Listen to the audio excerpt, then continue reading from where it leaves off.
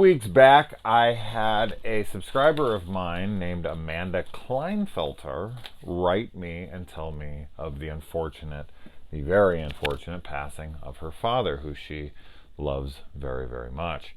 And she asked me very sweetly if I would do a video in honor of her father, which I felt was a pretty daunting task, to be completely honest.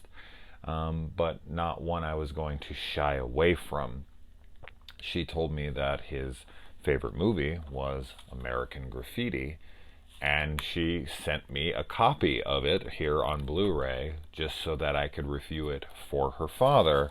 She also sent along with this a card, a Christmas card, and also a in memory of her father here, Edwin. And as you can see, they even did up this like it was from American Graffiti. It was, you've got the cars here and everything. So, yeah, I mean, I've never been good with this kind of stuff. I'm not that person that says, I'm sorry for your loss, because I'm not sorry. I didn't do anything. I know that that's just kind of the typical pleasantry that you're supposed to do, but that's just, I'm not a typical person. But I feel for you. I can be empathetic, and I am, and the only thing I can do is give you what you asked for here. So Edwin, buddy, this one's for you, American Graffiti. And thank you to Amanda for trusting me with this. I guess I don't know if trusting is the right word, but you know what I mean. So let's go. American Graffiti. I have seen this once before. As a huge Star Wars fan, of course I knew what it was, but I have seen it once before. Now, this was directed by George Lucas, as I'm sure most of you would know, and produced by Francis Ford Coppola. It has familiar faces with like Ron Howard and Richard Dreyfuss and, of course, Harrison Ford before he became a star. And this is definitely a movie, or if not the movie, that inspired films like Dazed and Confused. I mean, this is Dazed and Confused of the 70s. Even though Dazed and Confused is set in the 70s, it was made in the 90s. This is a movie that was made in the 70s, but is set in the early 60s. 62 is the year of the film, which I guess doing a period piece that's set in 62 when you're in 73 isn't all that difficult. It was probably filmed in 72, so you're only talking 10 years ago. So I'm assuming, if you do a period piece now that's set in 1962, it's going to be a hell of a lot harder than if you do it 10 years previously. Imagine trying to do a film that looked like it was from 2010 right now. That wouldn't be all that difficult, but it's still a really cool looking film, and it's just kind of a hangout movie. It's a drive around movie. Bunch of kids just driving up and down the street. This one character just literally just drives around with this chick the entire film. Just cruising, man. He's just cruising throughout the whole film. I don't exactly know what he's looking for. He just likes to drive, right? His cars is everything, and he just kind of goes up and down the same streets. I don't know. I never did that. I never was really into cars, though. I didn't have a car until I was 20. That was my first car. So when I got that, I was just excited to be able to get to work and back without riding my bike or my skateboard or walking. So yeah, that's just not me. The Blu-ray looks really great in some shots and really just kind of blah in others. You can tell they can clean up some stuff pretty well, and then other shots they just didn't seem to clean up much at all. And so Ron Howard here is like, hey, I want to fuck other people, which is a pretty typical conversation of teenagers who are about to go off to college. This is nothing new, but at that time was probably not a super discussed topic. And of course, she tries to play it off like she's all right with it, but she's being a crazy lady throughout the movie, and she doesn't mean what she says, and she wants to make him jealous and make him realize. I do think, honestly, the film would have played better had she died in the car accident. I think that would have been a really good, hard-hitting realistic moment for the film. Of course, it would have brought the film down considerably, tonally. It would have been a pretty depressing way to end these things. But that being said, I just feel like the build up to that car accident, there's really nothing that comes of it.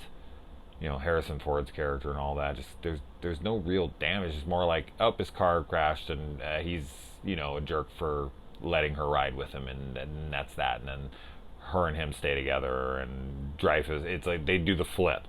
Howard is like 100% I'm going, and Dreyfuss is like, I don't think I'm going. And then by the end of the movie, they switch positions in that way. But yeah, I just feel like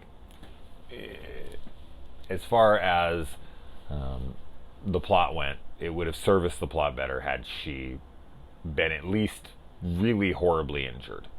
But for her to just completely be fine, for Harrison Ford to be fine, and just his car to explode, it just, I don't know, it just has no weight to it to me. But anyway, I don't know. It's a good movie, though. I do really enjoy this movie. But I could understand why people wouldn't like it, because it doesn't really have a purpose. It is a hangout movie. It reminds me of something like even Once Upon a Time in Hollywood, a little bit, where, I mean, I guess that has a little bit more of a plot to it. It absolutely, by far, resembles Dazed and Confused more than anything. But I would get why people wouldn't like it. I enjoyed it. And you guys know me. I don't care if this is a fucking dedication to somebody who has passed on, and this is something very nicely asked of me by somebody. I will give you my honest opinion. So I'm not sitting here telling you I like this movie when I didn't. I would never fucking do that. You know, I hope you know better than that. So I did really enjoy this movie, but there were some, you know, discrepancies I had, and I completely understand why someone wouldn't like it. The geeky guy's name in this is Toad. That's an unfortunate nickname. I would hope that's his nickname. Of course, when I hear the song why one, very few people are probably going to even remember this, but it's a Mystery Science Theater 3000 episode where they sing that song, and anytime I hear it, I think it's in Manos Hands of Fate, if I remember correctly. If I remember, there's so many episodes, it's hard to keep it straight, but I'm pretty sure that's what it's from. Ooh, I'm getting tired as fuck. Damn it. Alright, I got a lot more to do tonight, so I gotta wake up. And alright. Look over at Hot Chicken Cart. Now, I will admit I watched this movie like 4 days ago, and I've been wanting to review it, and I just have not had the damn time. Every time I go to do it, I just run out of time. And I'm like, damn it, why can't? So now I'm looking at some of my notes and being like, uh-oh, I don't know, I'm sure what this means.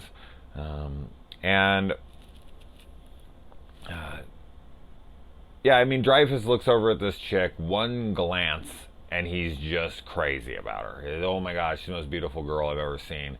Then he jumps into a car with another girl and starts making out with her. Now, I get it. Teenage hormones. You want to fuck everything that moves. You fall in love every 5 seconds. I mean, I guess I'm probably a teenager now to this day, if we're making that the comparison of or the criteria, should I say, of what makes you a teenager. But yeah, I don't know. Like, I don't feel his desire for this girl as much because it's broken up by this makeout session that he has in the back of the car. Richard Dreyfuss's character in this movie, though, is my favorite character of the film. Dreyfuss just brings such fun to his role. I also like the dude driving around the 14-year-old girl, which, of course, anytime I think of something like that, I'm going to go back to one of my favorite films, Just One of the Guys, when Terry takes Rick out and he meets Sandy's cousin, who's like 12. Fuck that shit. Let's see. You've got me a hot date with Sandy's grandmother. Fucking good old Rick Morehouse. But yeah, it just kind of reminded me of that. And I felt like the girl reminded me a lot of like Pamela Springsteen from Sleepaway Camp 2 and 3.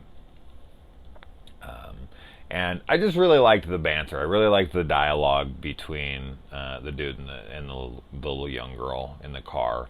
Their relationship throughout, how he was playing off of her, like how he was trying to be mean to her, and then she'd get upset, and then he cared for her, and then he like, she jumped out of his car and ran off, and then he came, and some guys were like heckling her, and so he was protecting her, and he picked her up, and I just liked their relationship throughout. And even when he finally tricks her into thinking he wants her, and so she like freaks out, that was a risky move, man. What if she was like, hell yeah, and just started like ripping her tits out and shit? You'd be like, oh my god, no, please don't do this. You're gonna get me arrested. What are you doing? And so Toad does the total Better Off Dead, which I don't know if this is where Better Off Dead got it, but he throws the car in reverse because he tries to pull away too early when the green left arrow goes on. And so he backs up, but he keeps it in reverse, and then he floors it, and he smashes into somebody. And then the burger dude gets out of the car and starts beating the shit out of him. No, that's the wrong movie. And I like how Howard's girlfriend actually says, "Get your cooties off of me." Cooties? Like, I know this is the 60s, but did high school girls refer to guys' advances towards them as cooties? Cooties? Just felt like something like a 7-year-old would say to a little boy if he was trying to come onto her. This teacher in this movie is calling the girls accidentally sexy. He's like, you sexy, whatever. And then he goes off. He's fucking these students. I mean, it's heavily implied that this dude is fucking that student that he goes and talks to in the dark alone. She like comes up to him and is like, hey. Reminds me of that teacher in Pieces, the piano teacher, who I could never in a trillion years seeing those girls actually being into. I'm like, wow, that's a stretch of my imagination to believe. This guy was a little bit better looking than that, but still. We have the license plate of our dude's car here being THX138 as opposed to 1138. I thought that license plates could be 7 numbers and letters, but maybe back in the 60s they couldn't be, so they had to take off the extra 1 so that it wouldn't be exactly THX1138 like his movie before this. I don't know. And oh man, the scariest scene in this movie for me is when the 14-year-old girl is telling him, like, I'll just tell people you tried to rape me. Like, I don't know how that would affect your life in 1962, but if a little 14-year-old girl, and she says it like it's a big joke, and he's like, oh, come on. If a 14-year-old girl who got pushed into my car and I was trying to be nice to said, like, drive me around or I'm going to tell people you tried to rape me, I'd have a fucking heart attack. I wouldn't even know what to do. I mean, what do you do against that? Like, once accusations like that are slung, there's always going to be doubt. I mean, watch the movie The Hunt with Mads Mikkelsen if you want a good version of that, where it's like, no matter what, even if it's proven to be a falsity, even though all the facts support that you were innocent, there's going to be those people out there who are just like, I'd just rather not deal with it. I'd rather not trust you because you never know. And it's that shit you cannot, man. Don't ever throw around the word rape or pedophilia or any of that shit. Those words will devastate, completely ruin someone's life. So you got to really, really mean that shit if you're gonna say it. And I like their little moment where they like jump out of the car, but I think he lets the air out of those girls' tires, but they completely cover their windows and everything. And they jack that girl's car up. Speaking of jacking a car up, Richard Dreyfuss's character in this assaults a police car, which I'm like, dude, the felony that you're about to go off to college, and you would be fuck.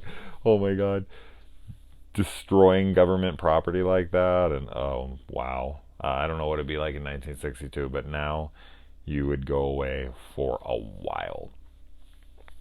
Um, Toad trying to get booze for this girl he meets is fun. The whole interaction between Toad and the girl he meets, who's clearly a floozy. She's clearly around, sleeping with everybody. I feel like the film implies that pretty heavily. But Toad ends up winning her over by the end of this movie. And I liked their stuff back and forth. Kind of reminded me of something like License to Drive. Like, he's out in a car that he's technically allowed to have in this movie, but like it gets stolen and he's trying to get it back and he's lying about it, and it's like the hot girl he's always wanted kind of thing. So like a Mercedes Lane and a Les Anderson from License to Drive. So yeah, just kind of reminded me of that, and that's yet another amazing film that I love very, very much. And I like how in this movie she's like get us some booze, which reminds me of the movie Stoned Age, which if you haven't seen the Stoned Age, please watch the Stoned Age. It is one of my favorite comedies of all time. But we got the Schnapsters, so good, ding. But she's like, yeah, let's get me some booze, and then he comes and after his money gets all jacked by that guy. He comes to her and he's like, all right, do you have $1? And she's like, girls don't pay, guys pay. Like, what is this shit? Traditionalism. But then he gives this guy $1, and within like 3 said, this is faster than the sex scene in Halloween. This guy not only robs the store, but also remembers to get this kid his bottle of liquor and throw it to him. It happens. He literally, like, the actor walks through the door and then he rocks out. Like, they must have just handed him the booze as soon as he walked in the door and then he ran out. Like, how did he rob the place that fast? It's the Fast and the Furious. I'm the Fast and the Curious right now. Like, how the hell did he rob that place so damn quick? I don't know. Anyway. The water balloons. Yeah, there you go. That's what they did to get their air left out of their tires and all that shit. The sound that's used outside when Toad and his girlfriend are out there is full on the sound of whatever the hell is out there from Halloween. You can like play them back to back and it'll be the exact same sound. You know what I'm talking about if you've seen it. And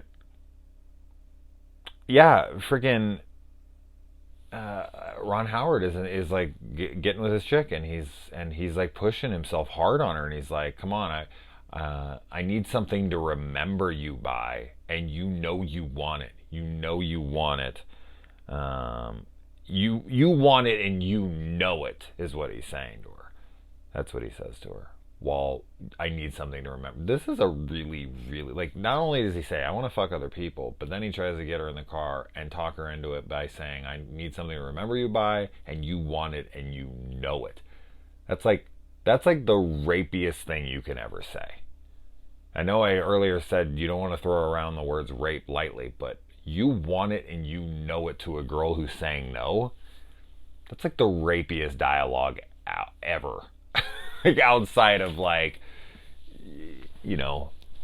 holding her down and being like, I'll take what I want or something insane, but like just from words, yeah, that's about as bad as it gets. So Ron Howard's character to me in this is questionable. And chick.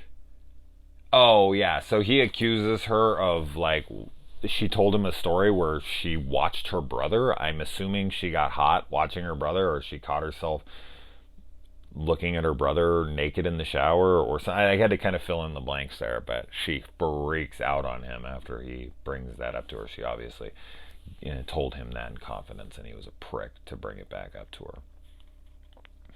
And let's see, I already said all that stuff.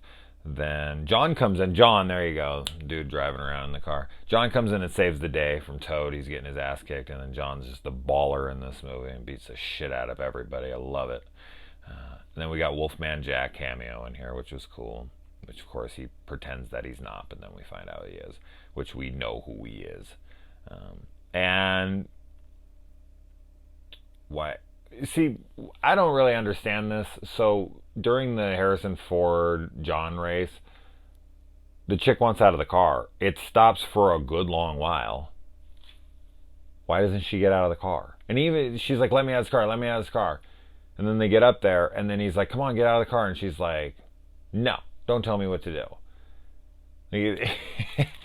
That's why I'm saying, like, it would have been so much better had she died, but whatever. And then she gets out of the car. Steven, don't leave me. Oh my goodness. And then Richard Dreyfuss decides to send out a message to this girl driving around, because I guess just people drive around in 1962 and that's all they do. He sends out a message to her at 6 a.m. 6 a.m.? He thinks she's still driving around listening to the fucking radio at 6 a.m.? But his freak out on the phone, like, you're the most beautiful thing I've ever seen in my life. Like, I love his performance. So that's all Dreyfuss right there. And he even sees the car from the plane, I guess, and is like, I made the right decision, hopefully. And then in the post-credit sequence here, no post-credits, but in the text in here, we find out that Milner was killed in a drunk driving accident, that Terry ended up going missing, which I think that's Toad, right? And then one of them is store insurance, Steve, sorry. Steve was selling insurance, and then Kurt became a writer. There is a sequel to this, More American Graffiti or something, and it has John Milner in it. So did they just outright ignore what they say at the end of this movie? If they do, that's really fucking lame. But a lot of people return, like most of the cast returns, and it's not a very well-liked sequel, but I'd be curious to check it out. So Amanda, what did your dad think about the sequel? Did he ever talk about it? Did he hate it? There you go. American Graffiti in the books. She's been asking me to do this for a while. I'm so glad I got to get it done. So Amanda, it's sad to hear about your loss, and you clearly loved your father so very much, and I hope I did him justice. I tried. Typical Jason review. So I hope that's what you wanted, and I hope you're pleased. And rest in peace, buddy. Adios.